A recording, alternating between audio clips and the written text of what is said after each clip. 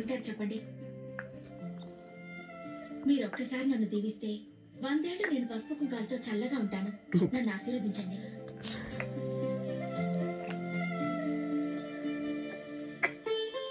లేమ్మా.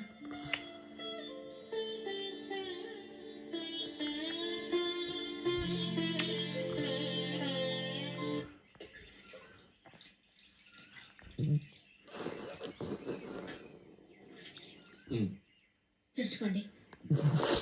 ఎవరి వంటలు అదరగొట్టేశారు. ఇలాంటి భోజనం తిని చాలా కాలం రసం బ్రహ్మాండం. అనే నువ్వు వేసుకున్నావా? వేసుకోవడం ఏంటి? 2 చెంబులు గడగడ తాగిసా. అదిరిపోయాయి.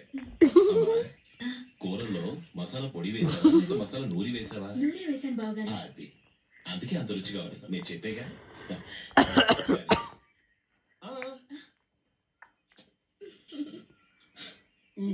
ఇప్పుడు పోయేది.